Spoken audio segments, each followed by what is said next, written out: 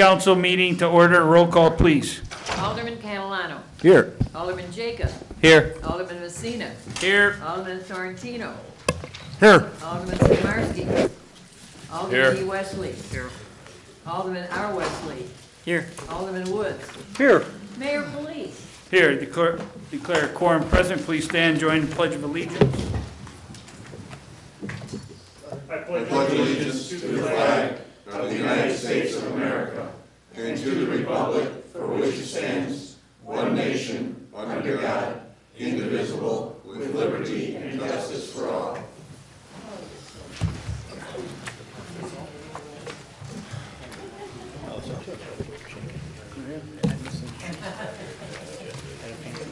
I need a motion to approve the city council minutes of November 2nd.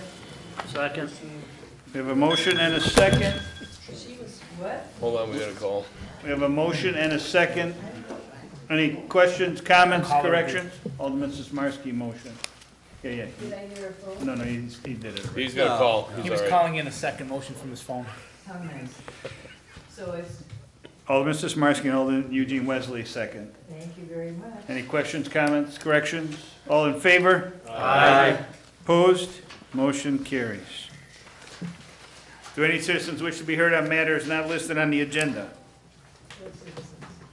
Okay. I have two written communiques. First one. Dear City Council, I would like to take a moment to thank you for the City of Wooddale Scholarship I received this past spring. Not only would I like to express my gratitude, but also to keep you updated on my studies to show you that your scholarship has not gone to waste. Through the midterm of my first semester at the University of Illinois, I currently have 3 A's and 2 high B's, which should put me on track for great success in the next semester. I've also been staying active in many different student organizations on campus, especially Model United Nations, where I am learning the skills I will need to become a successful diplomat like I dream of becoming. Mr. Norris's son, right? That's Mr. Norris's son? Yeah. Okay. Sean? Thank you so very much for helping me achieve my goal of receiving a college degree. The City of Wooddale has helped me so much while I have grown up, as I have lived in Wooddale my entire life. Until now, you and the City Council of Wooddale has ensured that this community was a welcoming place for me and generations to come. Thank you all so much for keeping our town on pace for success. Best regards, Sean Norris. Good job. Next, from Fenton Community High School. I am writing as a sponsor of Fenton High School's Interact Club. Interact is Rotary's International Service Club for young people ages 12 through 18. We'll be hosting a Pack to Place event on December 8th, 2017. Pack to Place, our biggest event of the year, is a partnership with our school's Special Olympics basketball team. Pack to Place has been running for several years at Fenton. This is the highlight of the season for our athletes and for many at our school. All the proceeds of the event and raffle go directly to support the Special Olympics team. Pack to Place would not be possible without the support and enthusiasm of local community. This event is a great way to bring the community and school together. At this time, we are looking for support from area businesses to help us make this year's Pack to Place a success. Interact is looking for support from our community in the form of monetary and/or product donations that can be used as raffle prizes for those who attend the event. Donations of any size would be greatly appreciated. Your contribution will be very much appreciated and acknowledged at the Pack to Place.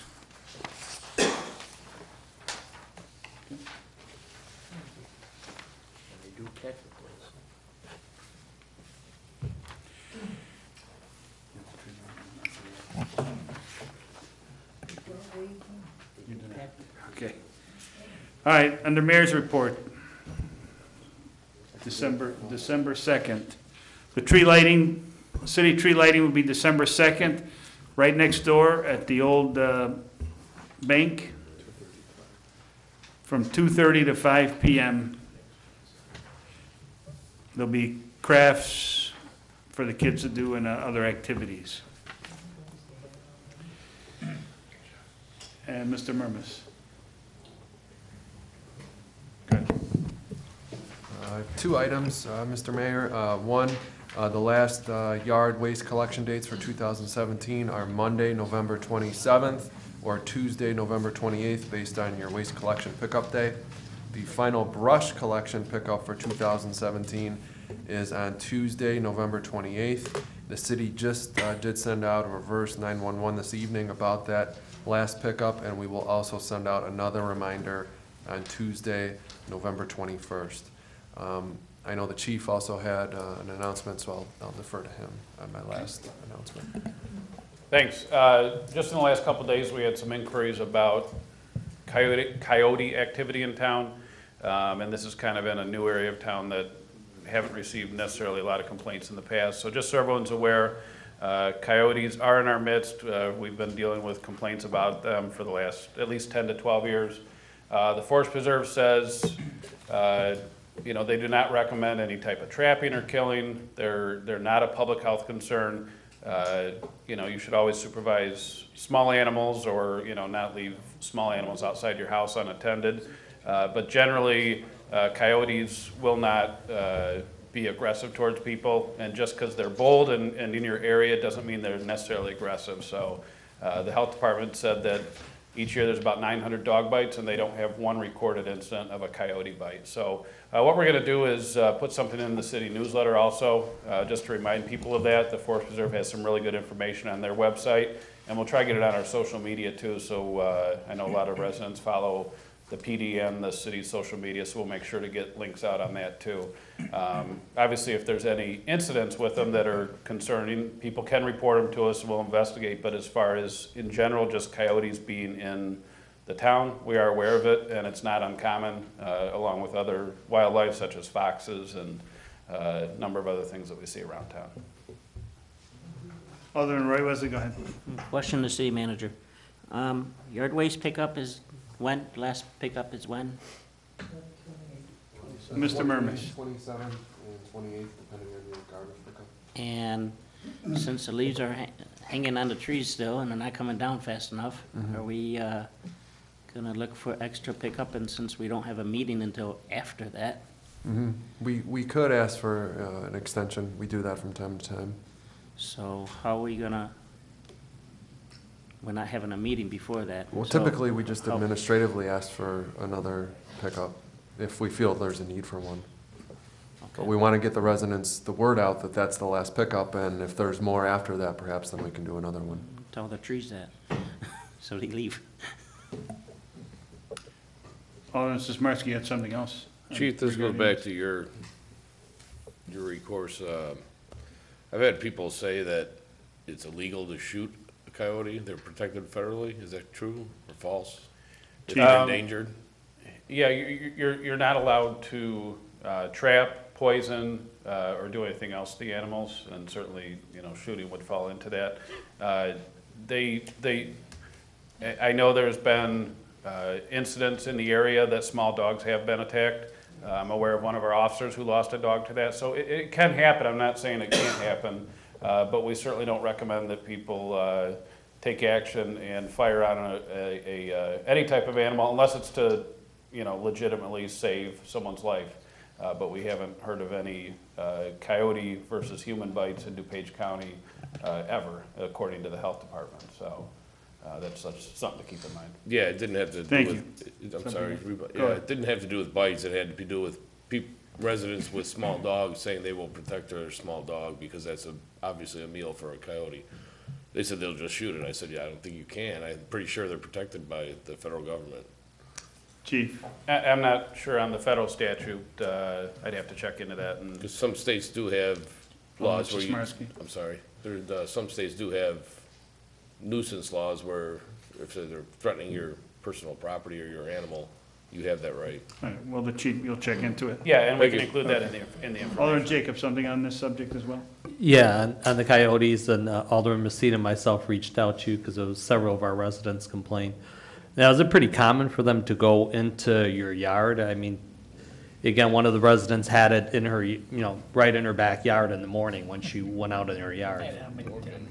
Go ahead, chief. Yeah, it's not uncommon. I've had one in my own, in my neighbor's driveway as I was backing out one time. I've been walking my dog before, coyote 50 feet away. And what they say is they're kind of a creature of, habits of their territory. And just because they're in the area in bold doesn't mean that they're being aggressive. So it's happened to me personally, so it's not that uncommon. Certainly if someone has a problem or a particular issue, they can always call us. But just in general, just because we see a coyote, it's not unusual. We don't need a call just for that. So only if there's something out of the ordinary occurring.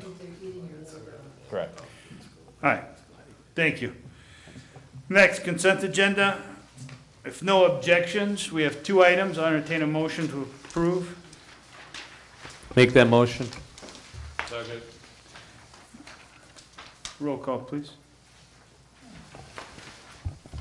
Alderman Catalano. Yes. Alderman Jacob. Yes. Alderman Messina. Yes. Alderman Sorrentino. Yes. Alderman Sizmarsky. Yes. Alderman E. Wesley. Yes. Alderman R. Wesley. Yes. Alderman Woods. Yes. And that passes.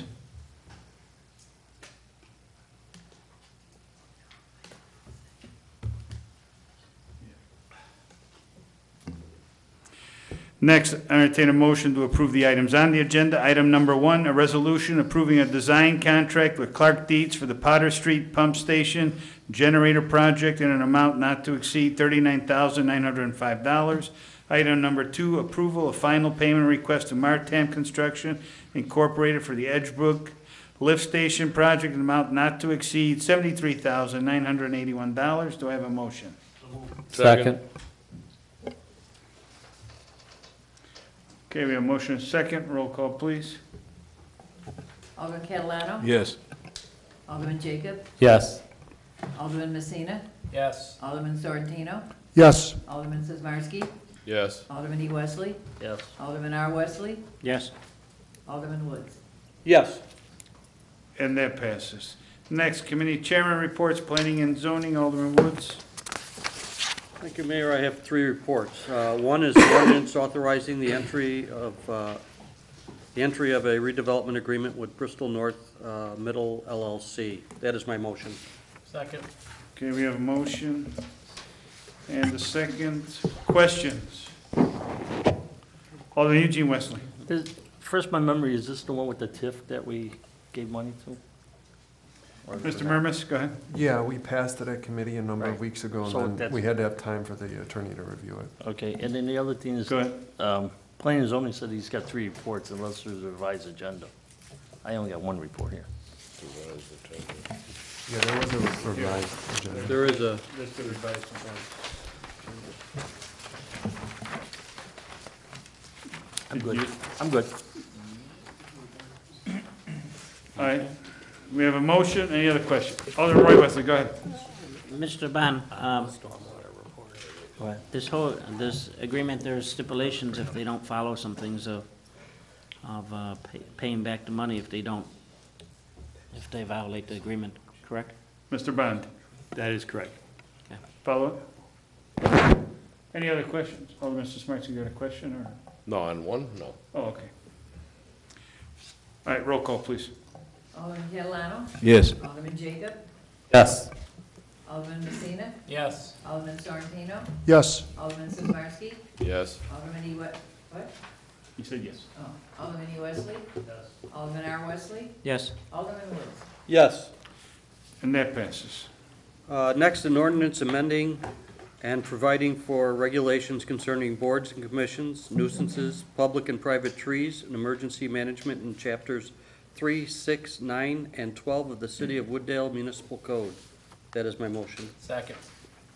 We have a motion And a second. and a second. Alderman Messina. Thank you.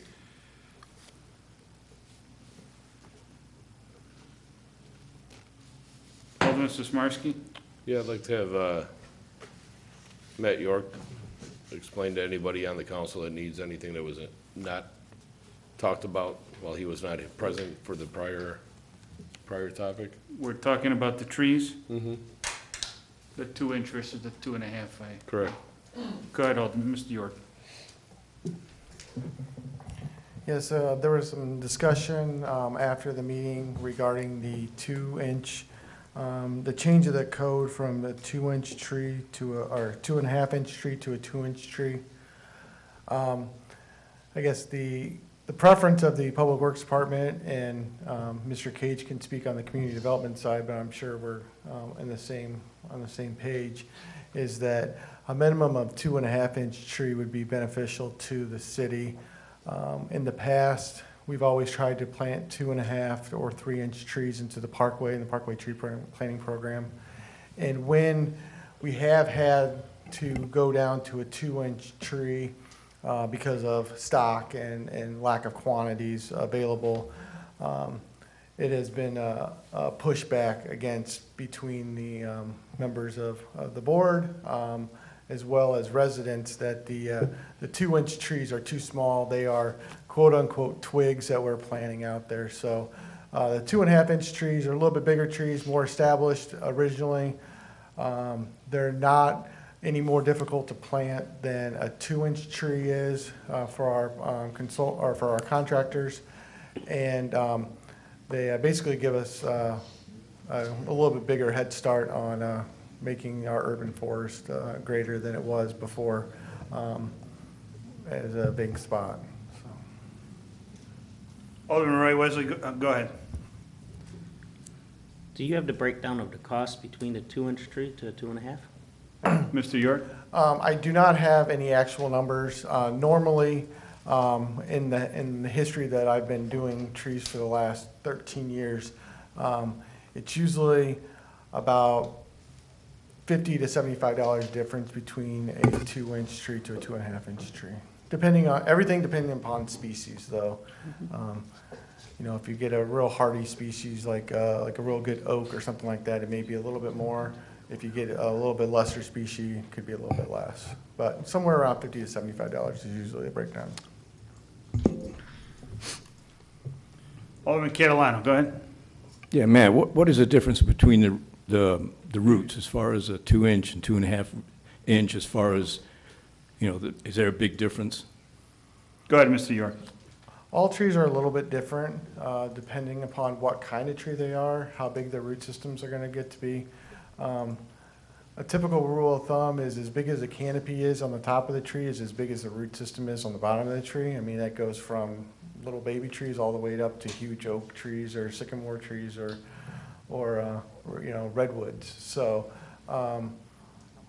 the difference really is in the height of the tree that we get and how big it is, not so much the diameter of the tree, it's how tall the tree is. A 2.5-inch, you know, Japanese tree lilac dwarf tree that will only get to 12 feet tall is going to have a smaller root ball than, say, a 2.5-inch bur oak.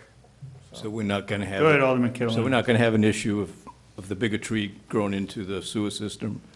Mr. York. That, I get a lot of residents ask me that. Yes. Okay, so tree 101 versus sewer systems. Your tree root does not have the ability to penetrate a sanitary sewer line. The reason why tree roots are in sanitary sewer lines is because there's already a crack, there's some sort of deficiency in the sanitary sewer line that allows an opportunity for a tree root to search for water. So a solid pipe is not going to have a root in it. A pipe with a hole in it is going to get roots in it. So it has really no effect on. Okay, thank you. Alderman Messina. So I know you've found some instances where there have been roots in the system and taken care of them. So should we just automatically assume there's a crack and have you repaired at the time? Mr. York. The root systems that we're talking about mainly are on the sanitary sewer lines that are the property owners. The property owner is responsible for the sanitary sewer line from the house all the way to the main. When we find roots in our system, we use root cutters and cut away the roots to allow the discharge to continue downstream. Just like you would at your house, you call Roto-Rooter or whoever, and they come out and rot out your line. That's basically what they're doing. They're just cutting it away. Every time there's a crack in the system, you don't want me fixing that pipe because that discussion that we all have about water and sewer rates, we don't want to have that one. So we will continue to monitor our public lines, just like we do with our I&I, our lining program, and our televising program that we televise the whole system every 5 years, 4 to 5 years. Follow up? Go ahead, Alderman Messina. I mean, I'm glad we have some type of preventative camera system that's happening. I just, if I see this happening on a similar street like constantly, to me, that's a golden sign that we, whether we like it or not, we better plan ahead. If we're gonna redo the street, resurface the street, we may have to worry about that pipe then and do it the right way.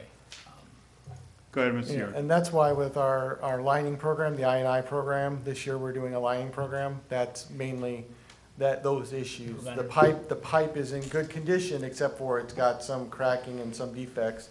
So we put a lining in there so we don't have a lining system cost, say $200,000 versus replacing all the pipes for $3 million. Follow up? No. We have motions. Oh, Got one more. hold on. Oh, Mr. Smarsky, I was gonna ask first, on the 2-inch, 2.5-inch, we had a motion and a second. Did you guys wanna change your motion to 2.5 inch? Alderman Woods? I'll amend my motion to 2.5 if the second will agree. Alderman Messina? That's fine. Okay, so, I have a question. Alderman Mr. Smarsky is first. That's all right. You're okay. Alderman Roy Wesley, go ahead. You do know, Mr. York, that when you cut into tree roots, when they dig it out of the nursery, a 2-inch versus a 2.5, you're going to take more of a root system out and cut into the root system of a 2-inch, and you do a 2.5-inch, and you do a 2-inch. That means the life of that tree, when you cut into more of a root system, you're taking more of a chance. Yes. So I don't know what expertise you or Mr. Cage has, but I'm saying agreement of 2.5, so. Did you, Mr. York? Well, I agree with your statement, yes, we are, but a tree that's a little bit bigger also has a tendency to fight off that damage more than a tree that is more of an adolescent stage. So, And how do and also when we plant trees, we also have a 1-year warranty on them. That was gonna be my next so- question. So that if the tree does not take, we have it replaced at no cost to the city. so, Go ahead, Alderman. so in return, we're gonna have 2.5 trees, no matter what, across the city, correct? Well, he said, Even when, if it's not available. he said, when we put in those 400, I think that's why we ended up with some 2-inch trees, because we didn't write the availability, and we said, go ahead, we want the trees planted. We gave the okay back then. Correct? Yeah. So, I mean, a 2.5-inch tree, that's the minimum. Normally, what we try to do is try to go to ultimately, we try to get a 3-inch tree, and then if we have to back down to a 2.5-inch tree, and if that means that there's no 2.5-inch trees and we have to delay planting for 6 months or a year, then we delay planting for 6 months or a So- year. Go ahead, Alderman Wesley. So in return for 400 trees, at $70 a crack, how much is that? $2,800. I'm not a finance No. guy. though. No, No, it's more than that. 28,000. 28,000. 28,000. See, I'm not a finance guy. That's the difference. Right, and then, again, if the tree's not there, you'll bring it to the council. They'll tell you, go ahead and buy the 100 trees or not. So my point is $28,000 more Correct. for a half-inch. Alderman Sorrentino? I'm far from an expert when it comes to trees, so I learned a long time ago to go to the experts, and I brought in the librarian from DePaul University, who in turn brought in the Morton Arboretum, and together, the only common denominators that they both shared were the fact that the bigger the diameter, the sturdier, especially at the young age, against wind and rain, as well as the bigger the diameter, the quicker and longer the transplantation takes effect. So I said, if you had to decide, what would you go, a half-inch more or a half-inch less? She goes, in this particular case, size does matter. 2.5 inches is my vote. So that's where I'm sticking. All right. We have a motion, amended motion, and it's Alderman Jacob. Go ahead. Question, Mr. York. When you were talking about the lighting, when they put the lining in, when we do that, do we first go through and clean all the tree roots out and everything prior Mr. to York. doing that? Yes, the process of that goes as this. Right now, we're actually doing it in Ward 3. They're cleaning and televising it originally, right now. They'll do another check to see if there's any differences. It'll be cleaned again prior to the lining, so that the lining adheres to all 360 degrees of the pipe. And then it's steamed, and when it steams, it adheres to the whole thing. If you had tree roots through there, it wouldn't adhere, and then you'd have lumps in there, and that would be bad. So, but yes. Thank you. All right, motion and a second, roll call. Wait, can you repeat Alderman what, Catalano? can you repeat what it's about? I'm sorry. What are we doing? It's the amended motion from an ordinance amending and providing for regulations concerning boards and commissions, nuisances, public and private trees, and emergency management, chapters 3, 6, 9, and 12 of the City of Wooddale Municipal Code, and amended from 2-inch to 2.5-inch on the trees. Oh, right, okay, I didn't hear that, sorry. Okay. All right, we have motion and a second. Go ahead. Roll call. Ready? Yes. Alderman Catalano? Yes. Alderman Jacob? Yes. Alderman Messina? Yes. Alderman Sorrentino? Yes. Alderman Sizmarsky? Yes. Alderman E. Wesley? Yes. Alderman R. Wesley? Nope. Okay. And, Alderman Woods? Thank you, yes. And that passes.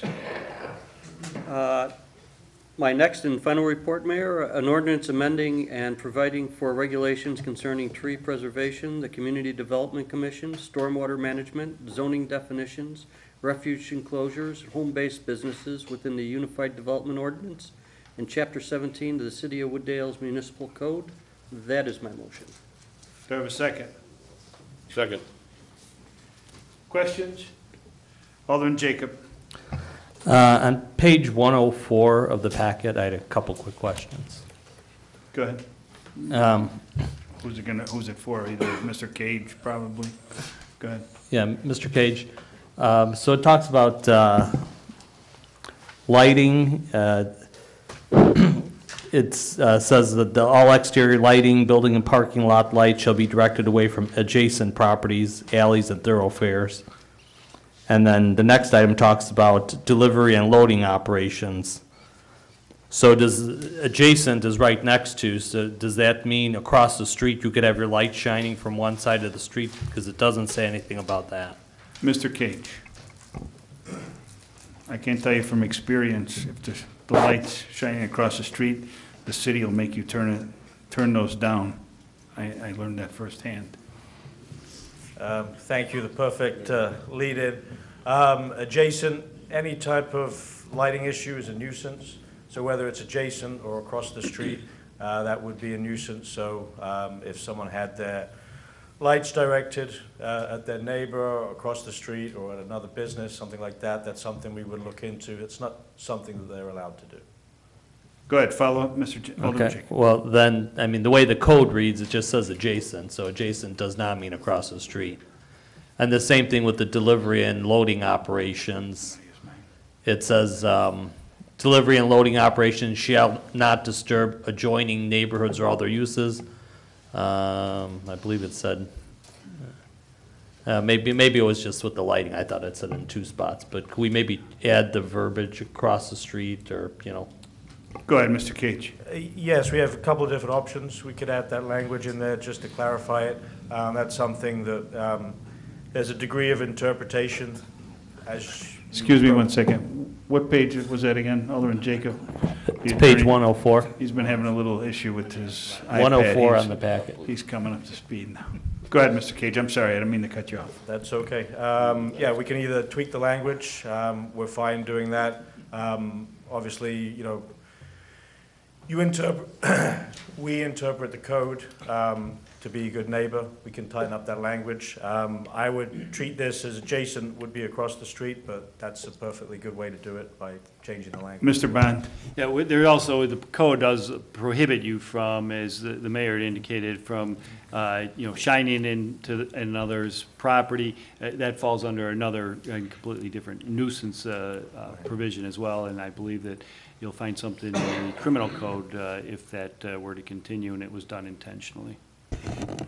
But adjacent is, I agree with you, adjacent generally means the immediately next to, but it's not, there's not a definition of adjacent, so adjacent is in the immediate vicinity or area, and it would be from an enforcement aspect, that language would be sufficient. Reasonably, what you have to do, it's due process, you have to reasonably put the public on notice, and that would be sufficient, but certainly it can be clarified if that's the desire of the council. Alderman Jacob, go ahead. Yeah, it actually on E, it does say, it talks about such operations for delivery between the hours of 10 and 7 o'clock adjacent to any residential lot. I mean, personally, I'd like to see the wording changed a little bit to include across the street or however it needs to be worded. Mr. Bond, any suggestions? Yeah, we certainly can do that. The problem is that, then you cross the street, is that immediately across the street? You start getting into the semantics of that. The better, for the city's enforcement, the better, the broader provisions make it easier for us to enforce. But if that's the desire, because you can get into different interpretations, we're going to end up getting a definition of adjacent to come up with every different scenario and situation, but it certainly could be. I'm comfortable with the language as it exists, knowing that we have that ability to interpret our own code and to apply it as long as that interpretation is not considered unreasonable. The courts have said that we have that latitude, and it gives us as a broader interpretation. And again, we do have other areas where we talk about the other nuisances with respect to that situation. And I can tell you, when we put up those lights and the customers in Christie's were getting blinded, the city moved pretty quick in making me turn those down. I mean, we just set them up, we thought we had them good, but we had to turn them down, so it wasn't as... Go ahead, Mr. Cage. Just to kind of reiterate the point, for example, when we do public hearings, adjacent properties is in the code. What we've typically done is, when there's, so you have to notify everyone within 250 feet. Obviously, it's the properties that touch it, but we also include the right-of-way, so it would go across the street. So that's something in the code already.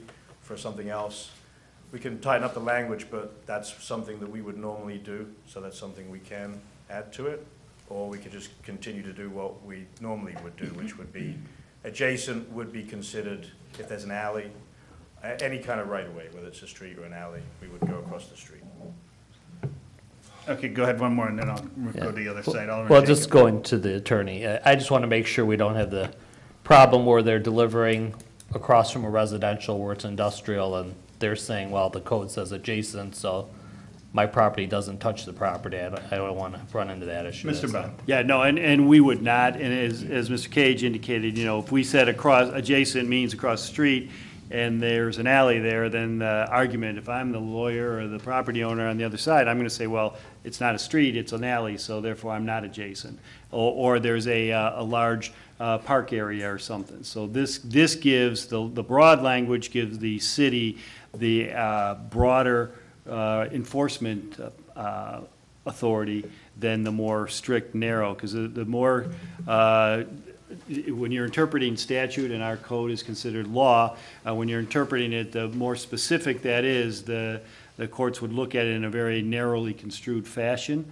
And so we would be restricted and prohibited from engaging in the type of broad enforcement that we currently do if we have it. I understand, and that certainly would be a reasonable interpretation, but the way that codes generally are interpreted is to give the city the right to do an interpretation of its own code, as long as I said, it's not unreasonable, and the broader it is, the more authority and latitude our code enforcement has. And again, the purpose of code enforcement is not to punish, it's to deter that kind of behavior. So that's why we have a notice provision. We're not running into court with these people because they're shining their lights. I assume the mayor's, situation that he reported, it was, they notified him and it was corrected. And so that gives us the authority, the latitude. We don't want somebody to grab our code and say, well, I'm not across the street, therefore this doesn't apply to me. Take your enforcement elsewhere. Okay, So, thank you. but yeah.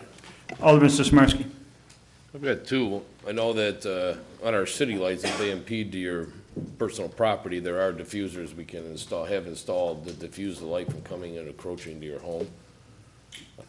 Second, I'm sure, and I do know, it runs from the state all the way through the county, through the boards, all the way down to local government, that there's a thing called light trespass, and it also governs security camera trespass, which in essence means that you are not allowed to shine your light into my property. It cannot encroach my property. It has to stay on your property. I can have you turn it down and aim it on your property only. So it's called light encroachment or whatever, light trespass, however you want. I'm pretty sure he knows it. Okay. Alderman Woods. Yeah, thanks. Within that, I know in the international code, and I believe in our code, there's rules and metrics guiding the amount of light, the location of the light, the intensity of the light, brightness, heat, temperature, all those different things. But in no case can the light leave the property. So it can't go beyond the they can't aim lights in another direction, irregardless of us saying you can't. I mean, that's just part of it. So I don't think that we really need to get into.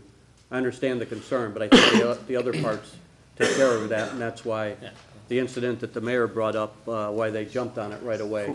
Those lights were angled in a different direction, that light's leaving their property. I do have one question, Mr. Cage. We have some issues sometimes with businesses with parking lots, and they keep all the lights off. Is there something we can address while we're doing this exactly, where they need to keep those lights on for public safety?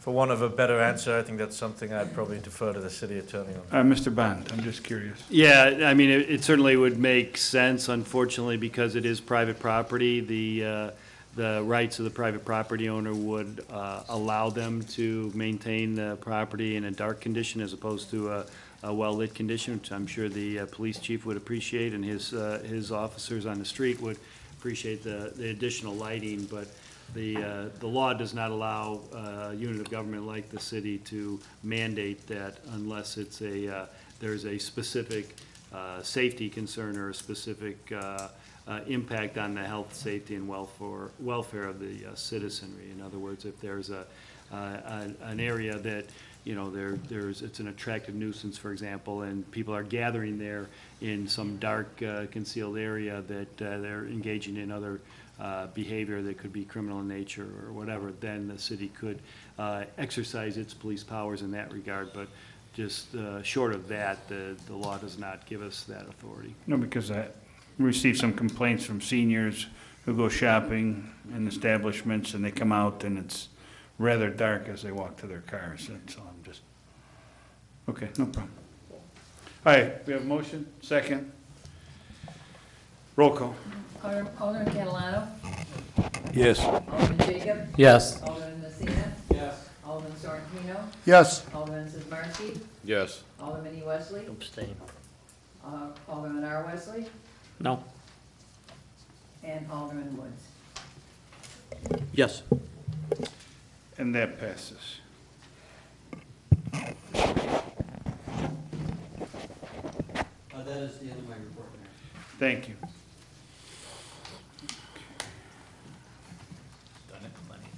All right, public health and safety, Alderman Sorrentino. No report at this time, Mayor. Thank you. Public works, Alderman Sismarski. No, I don't have. All right, thank you. Finance and administration, Alderman Messina. I made four reports. First one, a resolution in support of Illinois bicentennial celebrations. The second, a resolution accepting the fiscal. Don't forget the one. Sorry. Don't get excited. Is that your motion? That's my motion. Sorry. Second. We have a motion and a second. Any questions on this one? All in favor? Aye. Opposed? Motion carries. Next. Second is a resolution accepting the fiscal year 2017 annual audit report from Sickage LLP. That's my motion. Second. We have a motion and a second. Roll call on this one, or unless we got questions still? Roll call, please. Alderman Catalano? Yes. Alderman Jacob? Yes. Alderman Messina? Yep. Alderman Sorrentino? Yes. Alderman Sizmarsky? Yes. Alderman E. Wesley? Yes. Alderman R. Wesley? Yes. Alderman Woods? Yes. And that passes. Third, an ordinance authorizing the levy and collection of taxes for the corporate and municipal purposes of the city of Wooddale, DuPage County, Illinois, for the fiscal year commencing May 1st, 2017, and ending April 30th, 2018. That is my motion. Second. We have a motion and a second. Any questions on this one? Roll call, please. Alderman Catalano? Yes. Alderman Jacob? Yes. Alderman Messina? Yes.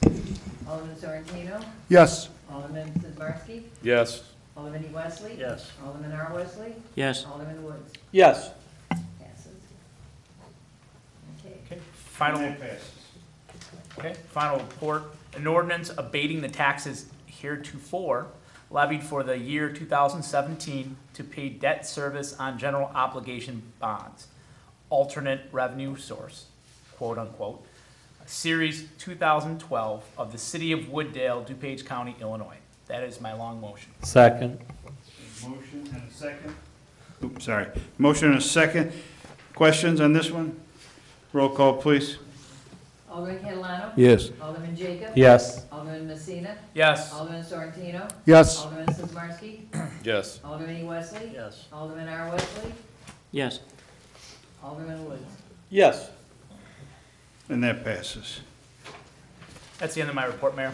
Thank you. Under other business, Alderman Jacob, did you have anything under airport noise? Otherwise, I'll, No, I wish you. okay. Sorry, I didn't get a chance to. So earlier today, there was a SOC meeting regarding Fly Quiet. Many of you may know tomorrow, ONCC is having their ad hoc committee regarding Fly Quiet. SOC is going to put out a letter, probably already sent to the press, regarding the options. They are approving option A, which is probably the part of test rotation 3, I believe it was, which gave the most balance from north to south, and using the diagonals that are still available. And basically, they just, you'll get, the manager will send you the report. It talks about the most impacted areas that are covered by using this rotation. So that'll be at the ONCC ad hoc committee tomorrow, and SOC gave their opinion. We have questions. You have a question? Alderman Sismarski? Mayor, I know I heard before that the reason why they use certain runways is because that one tower that was built cannot oversee the whole airport. Is there anything more from that? They cannot see all the runways, therefore they cannot use all the runways. Basically, that was even discussed about the northern and southern runways. So they're not manned in the evenings. Only the center tower is, and only those runways that are there. Actually, when the new runway 9 Center goes online, that will be seen from that, and that will be added. This rotation is only going to be a 2.5-year rotation, temporary rotation for now. And then basically, it was discussed in the meeting today. So if they're going to start manning those northern and southern towers, it's because they have even more flights coming in. Otherwise, they're not going to man them. Go ahead, Alderman. Well, I guess too, you're saying it's a smoke and mirrors act on a part of the airport until they decide to put a new tower in that can oversee the whole airport, or put man 2 towers where they can. I mean, obviously this is not working. All they're doing is telling us we're using this runway, but then you don't get noise for 2 days because we're using the north runway, and they don't telling you they cannot see. That observer or flight control cannot see the other side of the airport, thus they can't use that runway. It's a danger to everyone. Right, the center tower only sees, it'll be the new runway 9 Center, 9 right, 10 left, 10 center, and the 214s to the east of the airport. I just wanted to verify that so people out there know. Right. And will there be something in the newsletter regarding this and a link that people can go to? We're gonna put that in, since this just happened, I mean, literally at 3 o'clock today. Do you have it? Okay. Next, Stormwater Commission, Alderman Wesley, Eugene. I'm going forward to Peter Jacob, he was there last. Alderman Jacob, go ahead. Couple of items. The committee, again, asked that there be a staff member present. They feel that the city council is being unfair, that they do need a city staff member that knows more about the city than our engineer, so I'm making that request for them. The second thing they requested was that when we go do the Ajax, they would like a presentation from the company doing the Ajax given to them. That is my report. Regarding the Ajax, Mr. Murmas, They're that's part of probably the, talking about stormwater stabilization, the creek stabilization. Yeah. right, and we're in the process of, we should be getting a report soon, right? What's in the CIP, but we put it out. We had an RFP out for design. They'll be coming forward. You know, do we know when that is? Matt, do you want to give your update? Yeah, just, I mean, Yes, so we received the initial design. Study was completed by the engineering firm. We have budgetary numbers that are currently on the north side of $2 million. As stated in, I believe, the manager's report. The next big step is for the Salt Creek watershed plan to be approved by the IEPA.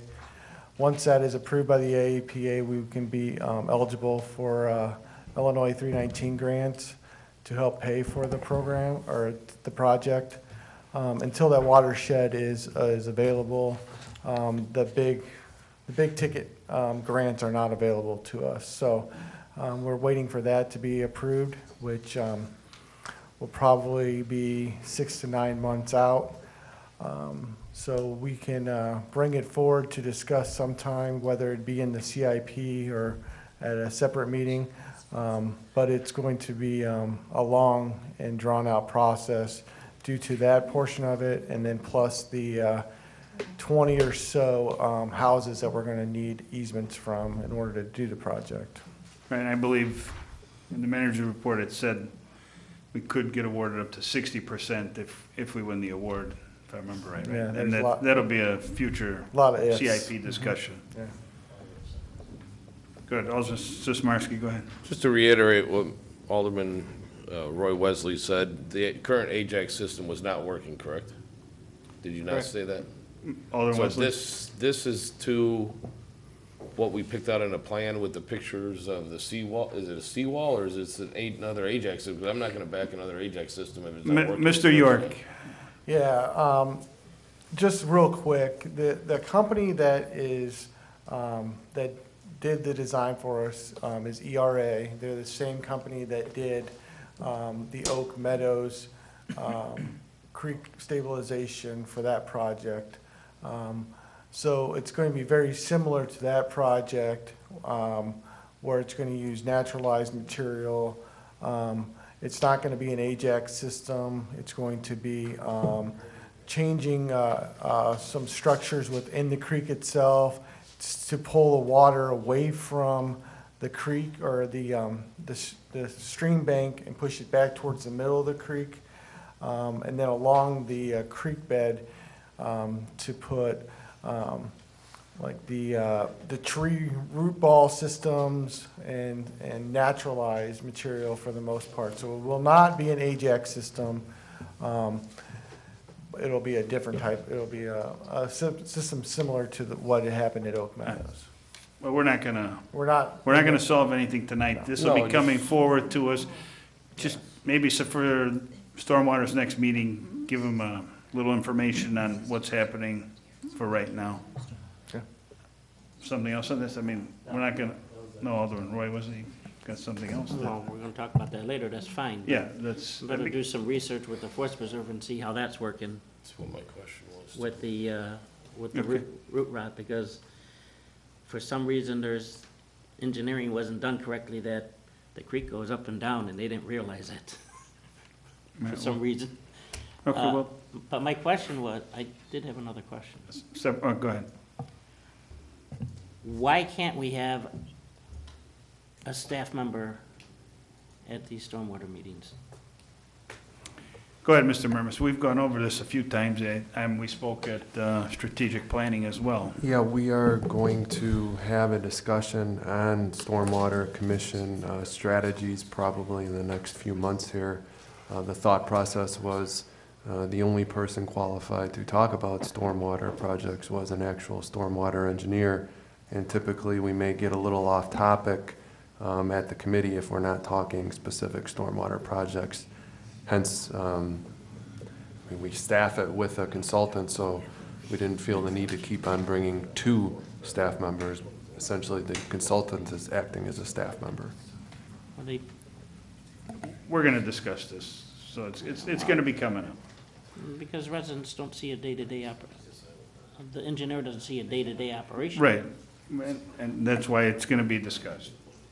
Yeah, Go ahead, Mr. that's exactly why we're discussing strategies. In the interim, though, I was still planning on having 1, since we're paying for 1.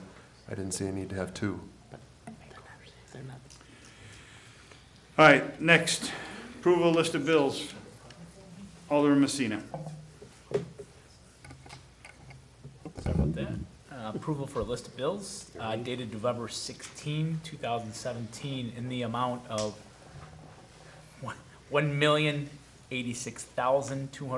$1,086,240.89. Is that your motion? Yes. Do I have a Second. Okay, we have a second. All right, Alderman Woods. Questions? Alderman Eugene Wesley, go ahead. I just have 2 really quick ones, and some of them were answered, I had a lot more than that, but they were answered. Okay. On page 1, the community service shirts, is that the building or? Chief, community looks like the service? chief is getting up for this one. Okay. What's the deal Go with that? Don't they have clothing on? Go ahead, chief. No, so that was all the shirts we bought for staff and donors to the National Night Out. We normally buy them from the National Night Out Corporation. We were able to find a local vendor from the area that was a lot cheaper than the National. Okay. You have another one? Yeah, I Go have ahead. one more. The MJ, oh, I'm sorry, page 6. MJ Asphalt Pavement Company on, for $18,634.35. It says asphalt for Grove repairs. Did we not wasn't that part of regrind and resurface? Mr. York. Yes, it was, and we brought this to the council prior to this being done. This was happened with the water main break. We had those 2 water main breaks that happened on Grove, and in order for us to keep that roadway, put it back to a status that it was prior to that with that brand-new surface, we had to have it repatched. So we hired a company, and it was approved by the council. So, All right, follow up, go ahead. yeah, so did that go out for bid or no? Or did we just pick a company? Mr. York. No, we got several quotes. Okay. I believe it was in the packet. I have one follow-up question on that, Mayor. Go ahead. Where's the warranty fall now that we already, we reground and resurfaced it? They came out, and now we did a major repair of $18,000, so where's the warranty for the rest of that road fall under? Knowing that we just did a major repair. Go ahead, Mr. York. Well, the warranty for the portion that was not repaired is still on the original Dunneman's project, the FY18 project, and then the portion that was repaired would be with M&J. Follow up? M&J has a ahead. separate warranty for the repair area that they did. Yeah, And because Dunneman's taking the warranty for the rest of the road? Mr. York. the rest of the road was one project, Right. and this is another project, so they would have separate warranties. So Go ahead.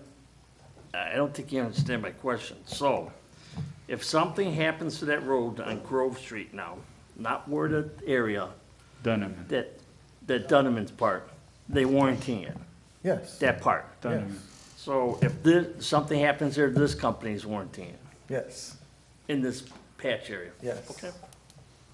Both of them are in writing? I can check to make sure we have documentation. but I would like yes. to make sure that documentation is done on it. Yeah, the attorney is shaking his head. Yes, Well, they're part of the contract. Mr. Bond. Yeah, that is part of the contract document, so it is, we are protected. All right, Alderman Jacob, or did you have another one? I'm sorry, Alderman. Go ahead, Alderman Jacob.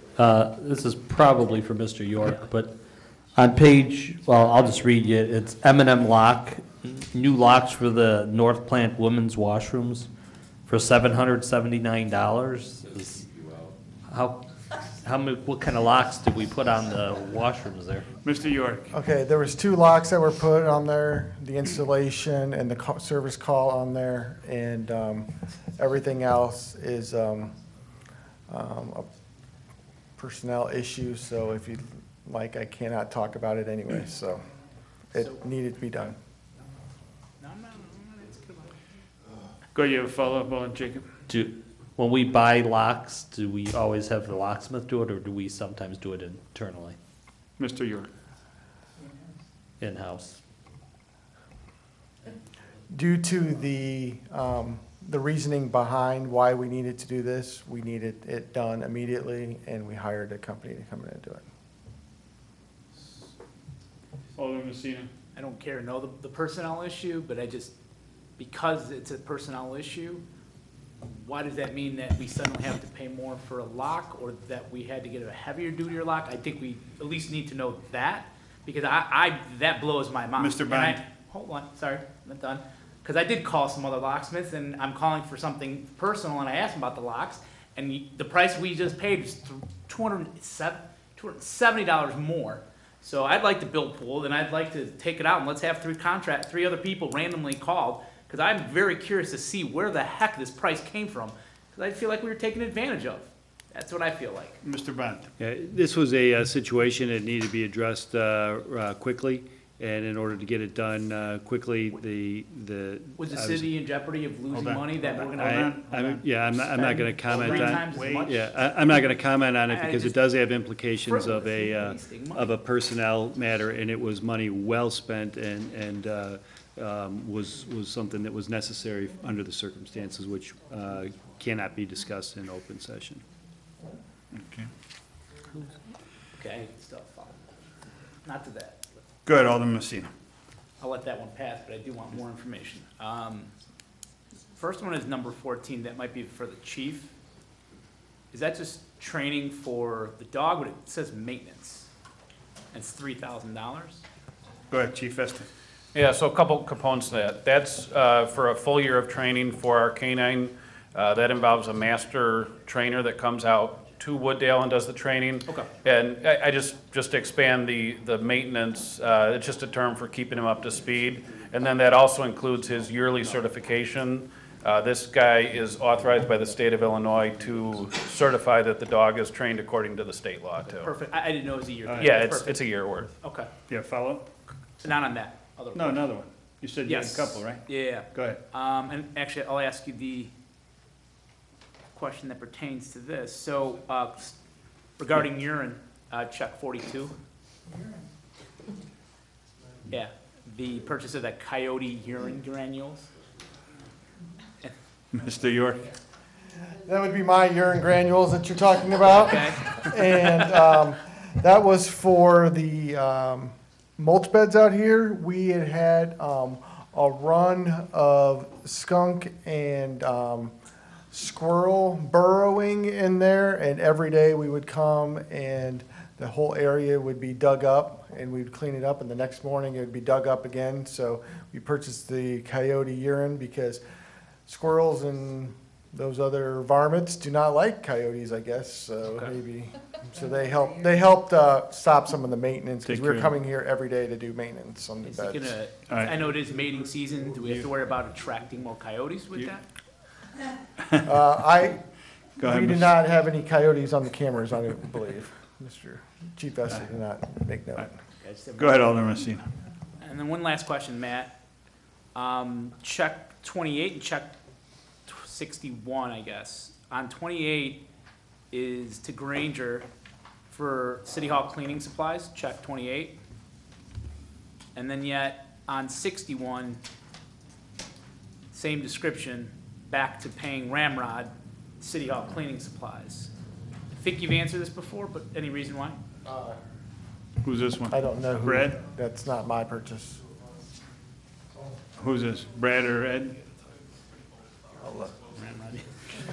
I'll give it, Brad's taking a break tonight. I'll give it my best college try. So we did have some complaints from our cleaning company with some of the supplies that we purchased. That's why we purchased them from two different vendors, simply because some of the products one supplier provides are of a higher standard. With some transitions downstairs, we ordered from one group. The cleaning service let us know that that was the inferior product. That's why we bought from the other one. So it was an error on our part, but it will not happen again. Is that the trash liners? Go ahead. Correct. That's exactly it. 'Cause I don't have the luxury of asking for 1 or 2 ply toilet paper, and I just want to make sure that we're setting a decent standard. Okay, That is the goal. okay. Do you have a follow-up? Nope. Alderman Sismarski, you were next. Yeah, this goes back to Alderman Messina's question to the chief.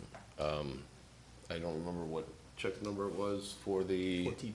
Check 14 for the dog training. I know you said that's for a year. How many years does that dog have to, does he have to constantly be trained every year, or is it just a one-time? Chief?